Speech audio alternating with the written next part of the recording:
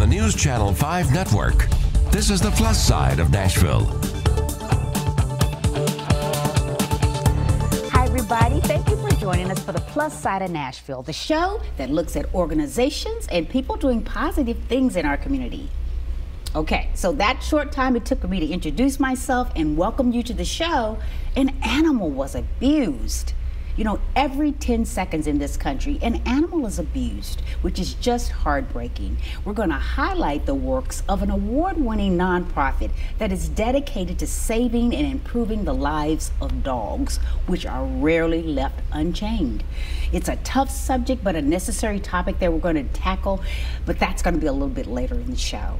We're starting things off today on a musical note. If you haven't heard the chorus Nashville in Harmony perform yet, then you've been missing out. Nashville in Harmony is a community chorus that uses music to bring about change. And here to tell us more is the group's artistic director, Don Schlosser, and the president, Bridget Meadows. Welcome to you both. Thank you, Tawanda. It's so good to be here. Appreciate it. I'm glad to have you both. This is a wonderful, wonderful chorus. We're very excited about it, yeah. Well, you should be. I feel kind of bad. I just learned about you, listened to some of the performances on YouTube, and I am a huge fan already. Excellent. Yeah, that's great. I appreciate that. Absolutely. Well, it says that music has the power to bring people together. We've heard that a lot.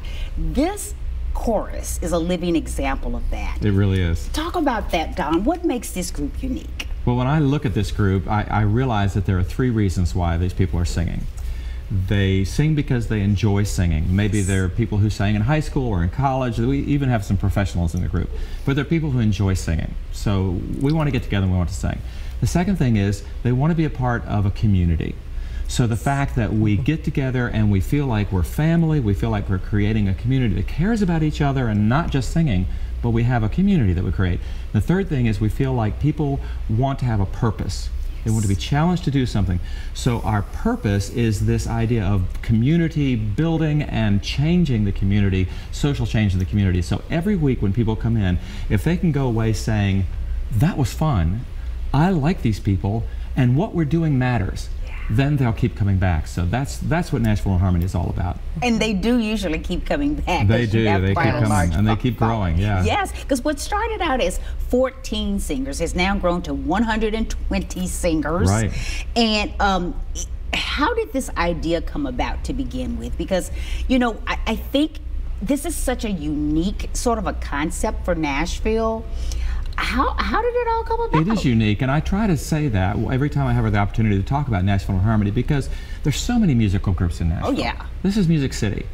And for so many of those music groups, their music is their product. Whether it's a string quartet or a jazz group or the symphony, whatever it is, their music is their product. We feel like for Nashville in Harmony that our product is community. Yeah. And that music is our strategy. So we're using music to build community rather than the other way around. Now, it originally began because at a church, at the Universal Universalist Church here in Nashville. Right. They wanted to figure out a way to bring the gay and the straight community together. And somebody hit upon this idea of forming a chorus where everybody sang together and blend your voices together, and in that way we'd be building community. And they were able to put some money in it, and they got some money from their denominational organization, and then they held auditions and started with a very small group. So that's how it happens, Bridget? You have to audition for the chorus? It's a very low-key audition process, but yes, we call it a vocal interview. So people come and we meet with them and hear about their desire to sing and join this community, and then they sing with some of our established singers. We just listen for blend and make sure we have enough people in each section to show up well, and yeah, it's a really welcoming, friendly process. Well, the group sounds amazing. Thank you. The harmonies, I understand why it's Nashville in Harmony, but the harmonies and everything about it is wonderful. But one of the things that I think it's important for us to talk about, you do all kinds of styles of music, but the one message sort of stays within each one of those songs is that inclusion and acceptance. Yes. Exactly. We try to do a variety of music. We do some world music, some original things. We do a lot of pop music. We do things that come from Broadway, of course, and from musical theater, from the movies. But it's all stuff that we look at the lyrics What is the message? Does the message speak to unity and acceptance and inclusion and building community? And so we have an entertaining program, but it's all along a consistent theme. Talk about the positive side of Nashville in such a positive message that you're trying to get out there. One of the things that I know you're very proud of, the readers of Nashville Scene voted you Nashville's favorite chorus. How often do you all perform in Nashville? So we typically do 2 large stage shows, one in the spring and we'll do one in the holiday season. And those can vary based on, sometimes the holiday one is very fun and has a lot of Christmassy music and fun other world organizations and types of music that we bring together. And the spring show can be sort of sometimes more message oriented and really talking about identity and acceptance and just about the beauty of a community that accepts you for your authentic self. Absolutely. It's too much work to be anything else. It really is. I love that. And then in addition to that, throughout the season, we'll do about 20 outreach concerts where we'll sing for different kind of organizations whose mission aligns with ours, or sometimes they're social groups, or sometimes it's senior adults, or sometimes it's children.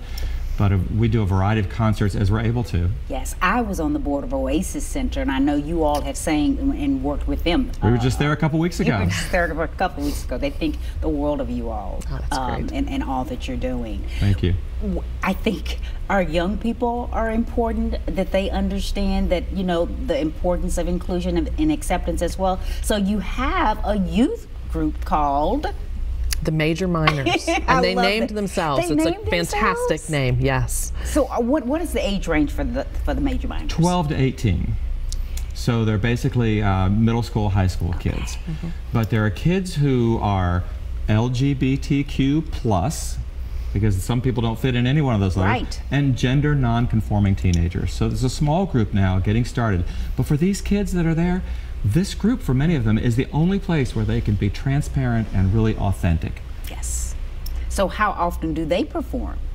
They have a variety of performances as well. So sometimes they'll be on the main stages with us, or they have their own invitations to attend different events. So they've gone even further outside of Nashville more recently than we have. And that's been wonderful to see the response to them and watch the way they've come together. They describe themselves as a family.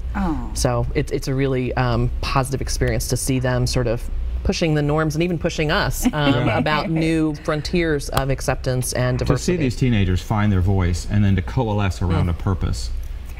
That's really pretty significant, wonderful. yeah. I was going to ask, did they ever perform with you all too? And you mentioned that you all don't just perform here in Nashville, you travel. We have traveled. We've been to several neighboring states. We had the opportunity to perform in Birmingham, around the Civil Rights Museum, and we've been to Louisville, and we've been to Knoxville, and we've been to other parts of Tennessee. And Charlotte, we were in Charlotte last year, yeah, North Carolina. Yeah.